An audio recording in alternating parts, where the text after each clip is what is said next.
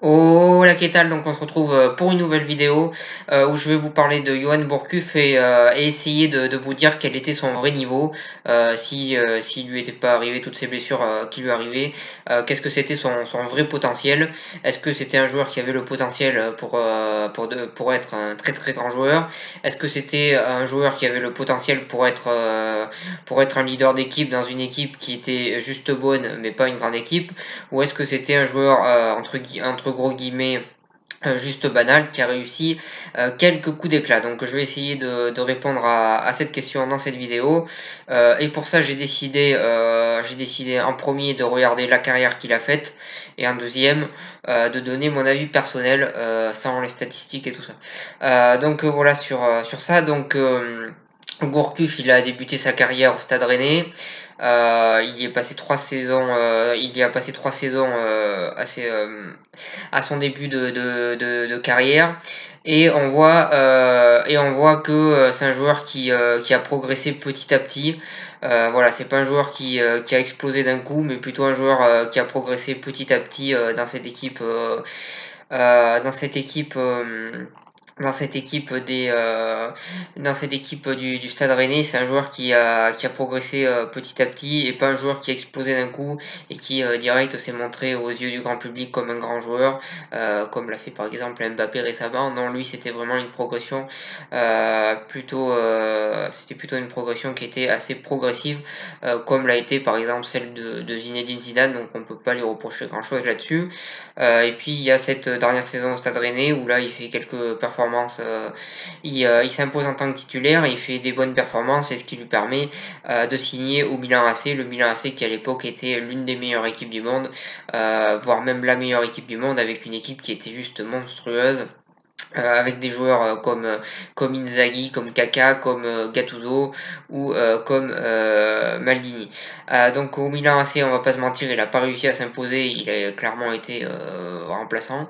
Voilà sur ça, son passage au Milan AC a clairement été un échec.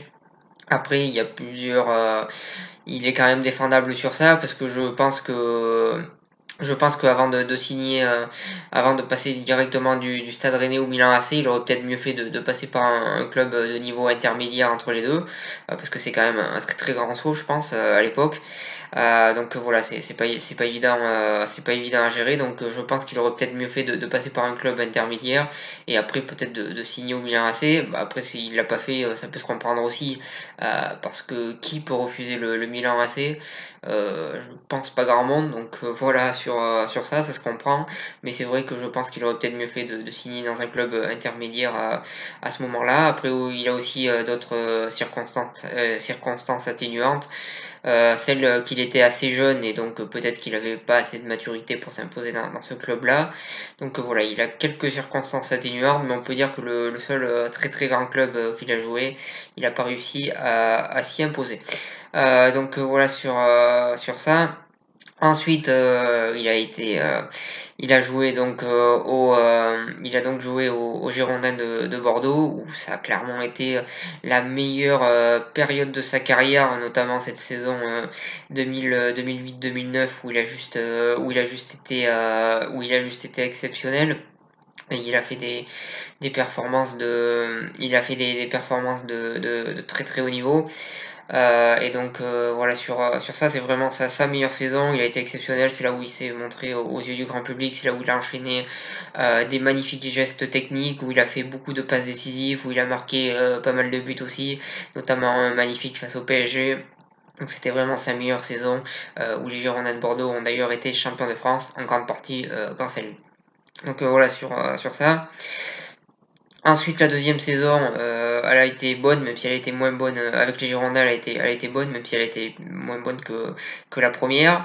Ensuite, il signe à Lyon et il y joue 5 saisons. Il a été tellement de fois blessé que ça a été compliqué d'être régulier pour lui. Mais bon, le peu de fois où il a été au sommet de sa forme, on peut quand même dire qu'il a été performant. Le problème, c'est que c'était tellement rare que c'était beaucoup trop rare pour qu'on puisse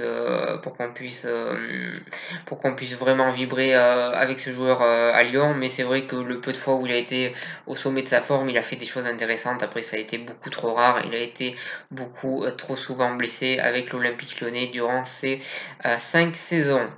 Ensuite, j'ai même pas envie de revenir sur, honnêtement, j'ai pas envie de revenir sur sa fin de carrière à Rennes et puis après à Dijon, parce qu'à Rennes, voilà, il était plus que l'ombre de lui-même et voilà, il enchaînait blessure sur blessure et au bout d'un moment, je pense que le physique il tient plus et à Dijon, il a pratiquement joué aucun match, il a tout le temps été blessé, donc je peux pas revenir dessus et faire une analyse, c'est pas possible parce qu'il a trop peu joué. Donc voilà sur ça. Et ensuite, par contre, je peux parler rapidement de son passage en équipe de France. Je pense que ça avait plutôt bien commencé. Après, il n'a pas réussi à s'imposer. Je pense qu'il n'était pas apprécié dans le vestiaire. Il n'a pas réussi à s'imposer sur le terrain. Je pense que quand on est un meneur de jeu, on doit être obligé pratiquement de s'imposer comme un leader sur le terrain, pas dans le vestiaire, mais sur le terrain. Chose qu'il n'a pas réussi à faire en équipe de France. Après, après voilà, je pense qu'il n'était pas forcément apprécié de ses coéquipiers, mais c'était peut-être aussi à lui de s'imposer sur le terrain de faire taire, les mauvaises langues, on va dire. Donc voilà sur ça. Et voilà sur cette analyse de la carrière de Gourcuff. Donc quand on regarde sa carrière, on se dit que c'était un joueur qui avait le niveau pour jouer dans un bon club, pour être le leader dans un bon club, comme il l'a été au Girondins et comme il aurait pu l'être à Lyon s'il n'avait pas eu toutes ces blessures, mais que c'est pas spécialement un joueur qui avait le niveau pour jouer dans une grande équipe. Si on regarde, je précise, sa carrière et ses statistiques, bien évidemment, si on regarde uniquement ses statistiques, on peut se dire ça.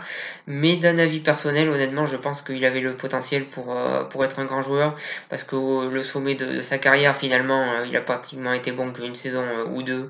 Il a pratiquement été au sommet de il a pratiquement été au sommet de son potentiel qu'une saison ou deux, et encore je pense qu'il pouvait encore faire mieux que ce qu'il a fait durant ces une saison ou deux.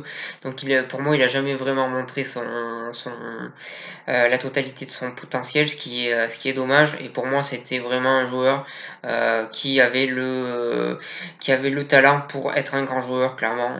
Ça reste un avis très personnel, mais je pense que c'est un joueur qui avait le potentiel pour le faire.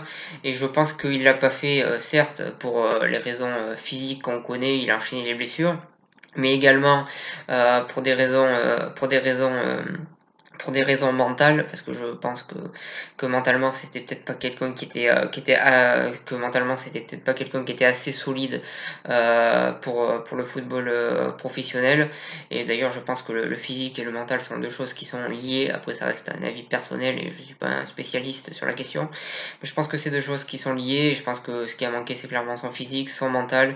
Et troisième chose, c'est également son caractère, parce que je pense que, comme je l'ai déjà dit, quand on est meneur de jeu, je pense qu'on doit s'imposer comme leader sur le terrain, et ça, il n'a pas vraiment réussi à le faire, à part au Girondins de Bordeaux.